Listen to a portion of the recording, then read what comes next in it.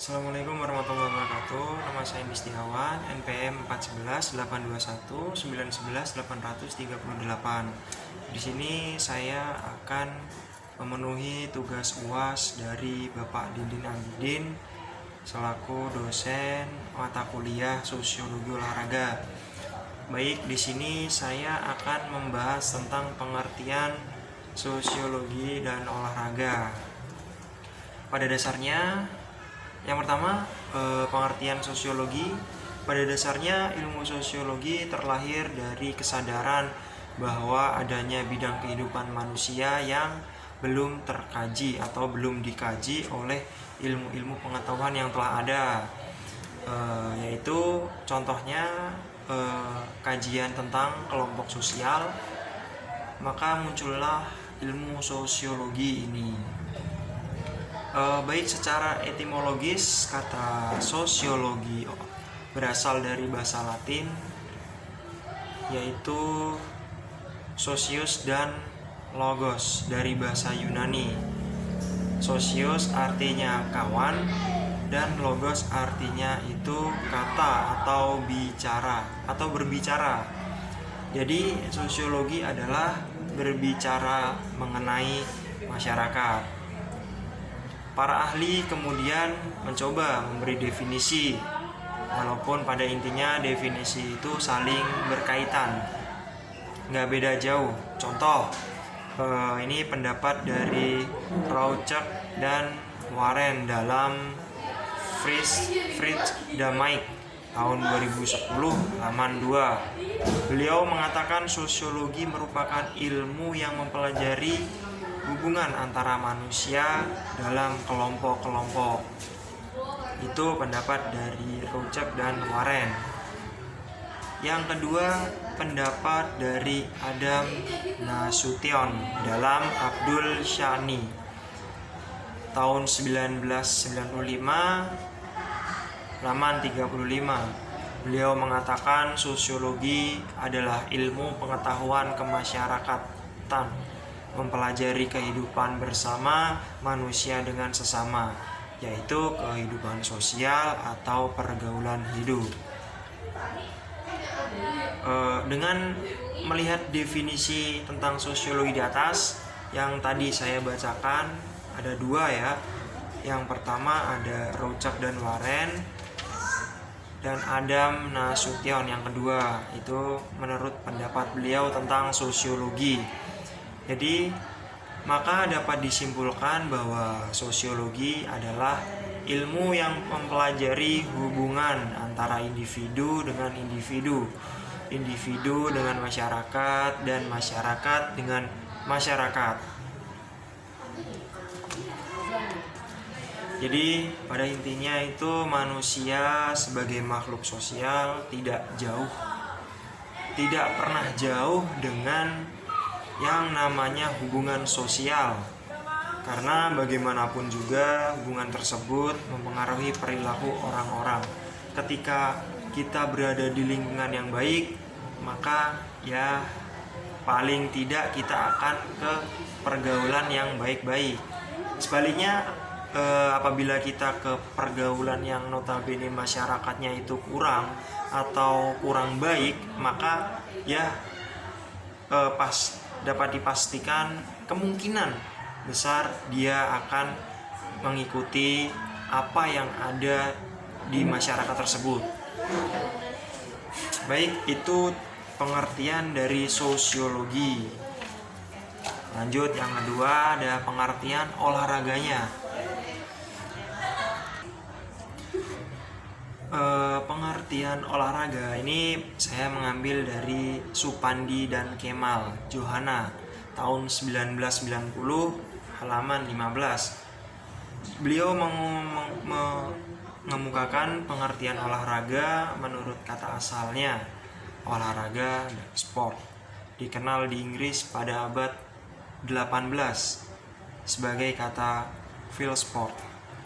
Terdiri dari dua kegiatan pokok, yaitu menembak dan berburu yang dilakukan pada waktu senggang oleh kaum bangsawan.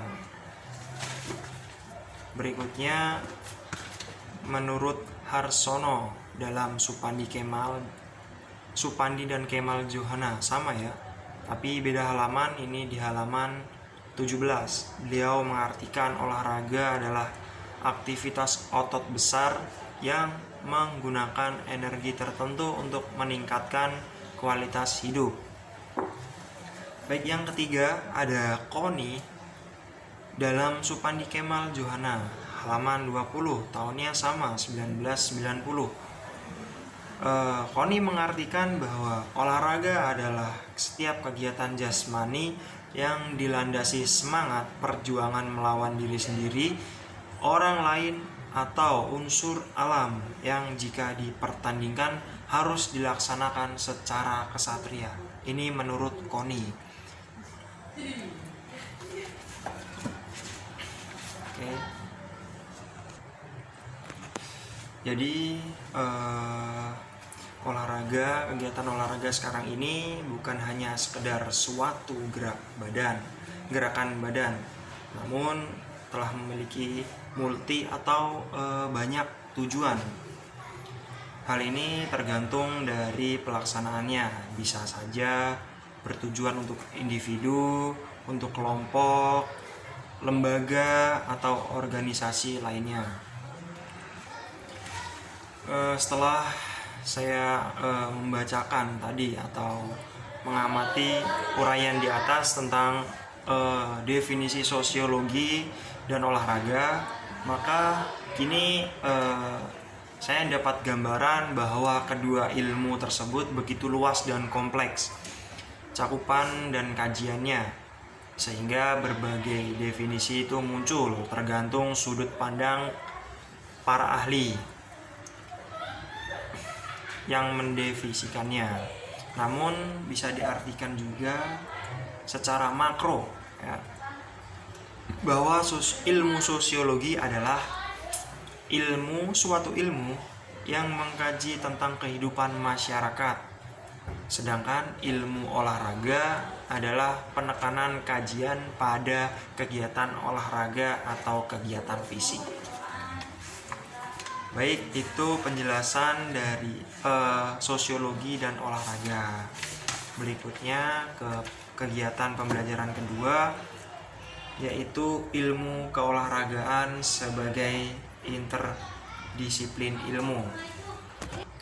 Baik, yang A itu ada kedudukan sosiologi olahraga, kegiatan manusia yang dinamis seiring dengan kegiatan olahraga yang berkembang, di mana orang melakukan kegiatan olahraga dengan keinginannya serta tujuan yang berbeda-beda. Di bawah ini ada beberapa hal yang menyebabkan orang melakukan kegiatan olahraga. Contoh yang pertama adalah kenapa orang ingin berolahraga. Yang pertama itu ada keinginan sehat terhadap orang itu sendiri. Barangkali mungkin cuaca di bulan-bulan ini sering perubahan iklim dari panas ke hujan, jadi mengakibatkan kita mudah sakit karena pengaruh cuaca ya. Jadi salah satu cara untuk menghindari penyakit yaitu dengan usaha penyembuhan adalah dengan melakukan aktivitas olahraga, tentunya dengan harapan menjaga kesehatan. Jadi apabila keinginan untuk sehat dari orang itu sendiri, dia melakukan suatu olahraga, jadi keinginan dia sendiri untuk ingin menjaga kesehatannya sendiri. Yang kedua ada menjaga penampilan. Sudah sepatutnya orang itu menjaga penampilannya. Oleh karena itu, sedikit perusahaan yang bergerak di bidang pembuatan alat-alat olahraga menciptakan alat yang mudah digunakan dan spesifik untuk tujuan membuat orang untuk menjaga penampilannya, berpenampilan menarik. Penampilan menarik ini bukan sekedar kita memakai baju yang rapi, atau yang dimaksud dengan menjaga penampilan ini Eh, Misalnya bila kita berlebihan berat badan, nah itu kita merampingkan bagian-bagian tubuh tertentu sehingga orang dapat menjaga penampilan badannya. Yang ketiga, ada gaya hidup. Saat ini kegiatan olahraga dijadikan gaya hidup, lebih khusus pada masyarakat perkotaan. Hal ini terlihat dengan banyaknya bermunculan pusat kebugaran atau fitness center, dan semakin ramai orang melakukan kegiatan aktivitas di dalamnya, sehingga kini menjadi tren salah satu kehidupan masyarakat perkotaan, bahkan istilah bermuncul yaitu nge-gym. Gym itu adalah gaya hidup di perkotaan karena kita sering menjumpai banyak lahan kosong namun dijadikan parkiran. Jadi kita di kota ini sangat susah, bukan susah, cuma pengen olahraga tapi lahannya kurang. Jadi kita bisa beralih ke yang lain, ke indoor, yaitu nge-gym. Yang keempat, ada teknologi informasi. Kini orang dimanjakan dengan informasi yang begitu mudah dan cepat, dimana melalui internet dengan segala perkembangannya, dengan alat bukan saja komputer atau laptop, bahkan HP sudah bisa mengakses internet. Contohnya itu kita tidak perlu guru untuk berolahraga, jadi kita bisa memanfaatkan media internet. Contohnya bisa dari HP, kita bisa mengikuti gerakan. Contoh kita share searching di Google atau bahkan YouTube, gerak senam itu sudah muncul semuanya di YouTube, itu banyak. Jadi tidak perlu yang butuh guru, butuh dampingan, harus kita berolahraga atau nggak ada guru makanya nggak olahraga. Jangan. Sekarang udah banyak media, bisa melalui HP kita bisa lihat gerakannya. Yang kelima, ada sarana rekreasi. Pada perkembangan saat ini, kegiatan olahraga juga dijadikan ajang rekreasi bagi sebagian orang ya. Sehingga tidak mengherankan event-event olahraga dikemas dengan menarik, apik, dan menjadi hiburan yang menarik sehingga dipenuhi penonton. Ada perkembangan menarik, hampir semua stadion atau taman tempat orang beraktivitas olahraga, khususnya di perkotaan. Selain orang melakukan kegiatan olahraga, juga dijadikan ajang bagi orang berekreasi, karena tidak sedikit dijadikan tempat berniaga atau banyaknya perdagangan dan berbagai macam barang yang dijual, bukan saja alat-alat olahraga. Nah, jadi yang dinamakan sarana rekreasi ini selain orang berolahraga, contoh Car Free Day. Nah, setiap hari Minggu itu tidak semua orang berolahraga. Ada sebagian orang ketika datang itu dia untuk berekreasi. Contohnya kita datang ke Car Free Day, kita hanya duduk, beli-beli souvenir atau baju olahraga atau makanan bareng keluarga, itu bisa. Jadi itu yang dinamakan olahraga dijadikan sarana untuk berekreasi. Jadi tidak semerta-merta olahraga itu kita harus gerak sana kemari, bukan. Ada saatnya kita untuk berekreasi. Yang keenam, ada ajang untuk bersilaturahmi, untuk menjaga keakraban antar tetangga. Salah satunya dengan kegiatan olahraga.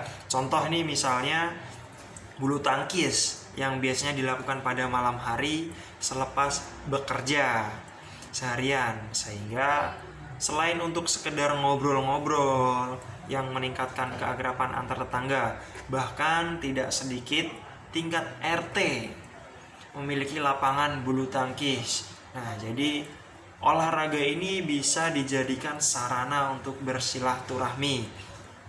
Ketika kita sedang sibuk dengan pekerjaan masing-masing, ketika kita udah melekat, contohnya tadi bulu tangkis, sudah hobi melekat, meskipun pulang malam, tetap pulang kerja langsung kita bulu tangkis. Karena apa? Di situ kita berkumpul dengan orang-orang di RT, di mana saja, yang penting kita berkumpul dengan teman. Jadi itu yang dinamakan olahraga dijadikan ajang untuk bersilaturahmi. Berikutnya poin B, fungsi sosial olahraga. Olahraga merupakan suatu kebutuhan bagi manusia, atau dengan kata lain pada dasarnya manusia memerlukan olahraga. Hal ini dengan tujuan agar tubuh tetap sehat, sehingga dengan harapan tidak mudah terserang penyakit. Melakukan olahraga dengan benar dan teratur akan mampu menjadikan kondisi badan dalam keadaan bugar, di mana setelah melakukan aktivitas sehari-hari yang melelahkan. Nilai-nilai olahraga yang mengikuti perkembangan masyarakat yang bisa dilihat dari sistem perekonomian dan kebudayaan. Berbagai kajian maupun teori banyak mengungkapkan fungsi dari olahraga ini.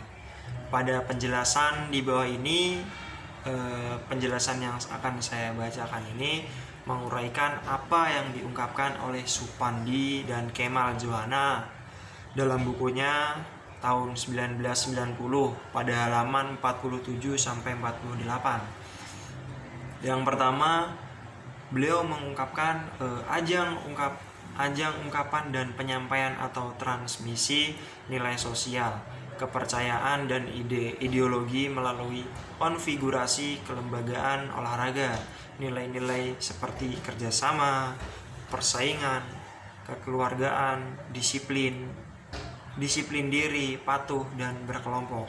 Poin yang kedua. Yang kedua, untuk menyatakan identitas dan diakui keberadaannya. Yang ketiga, ada olahraga merupakan katup pengaman bagi masyarakat. Yang keempat, dapat mencerminkan keadaan beberapa unsur kehidupan masyarakat. Baik, sekian penjelasan saya mengenai atau analisis saya, rangkuman saya mengenai sosiologi dan olahraga di dalam buku Sosiologi Olahraga. Terima kasih, kurang lebihnya saya mohon maaf. Billahi taufik wal hidayah. Assalamualaikum warahmatullahi wabarakatuh.